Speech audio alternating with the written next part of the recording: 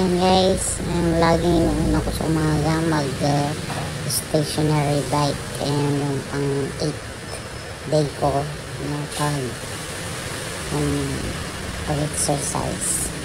My body workout training. Sabi ko. Ayan says, ayan naman pag dito lang sa bahay. Bike lang. Okay na.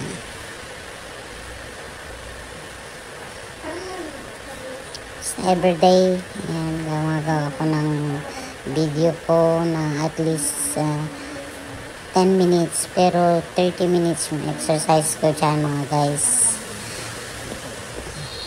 Iba-ibang klase ng exercise ginagawa ko.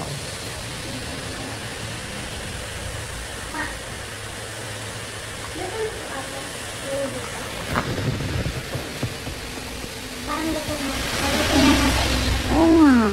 Parang luto na siya. Ay, ano ba yan? Nagsasalita ako dito.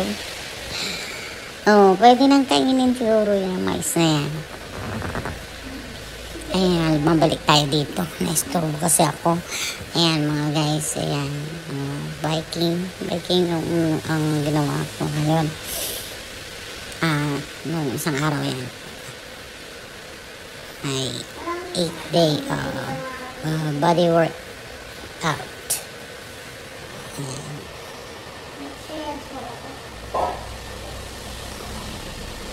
Diyan sa bike na yan mga guys, pwedeng mabigat, pwedeng i-adjust mo lang yan, pwedeng mabigat, pwedeng magaan, pwedeng mas mabigat pa, pwedeng para sa paa, may adjustment yan.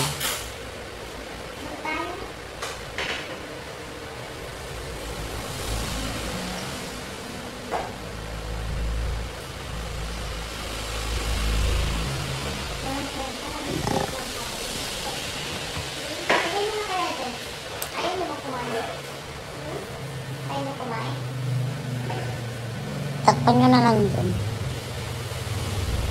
Yan mga guys, ayan na. May mga kausap kasi ako dito. Hindi pwedeng i-post.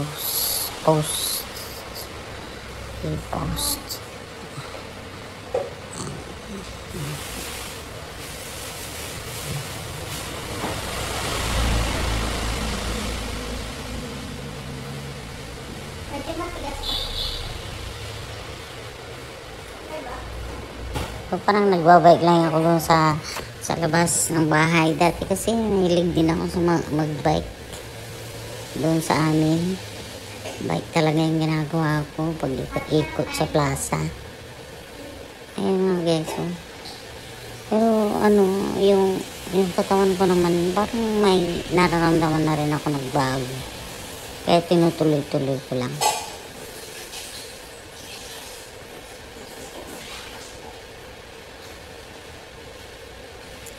Ayan sa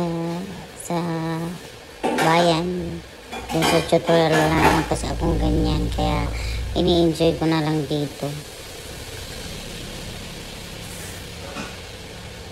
Let's see, bait lang ginawa ko. Ay, hirap kasi na tuloy-tuloy yung biking na 10 minutes. Pero walking, ginawa ko yan. Putol-putol din. Kaya lang, syempre, kailangan din talaga na hindi dire-diretso kasi nakaka-exhaust din, nakakapagod din. Kaya dapat putol-putol lang. Ayan do guys. Yan mga kabambi. Thank you for watching. Okay, I'm done with this. Bye-bye.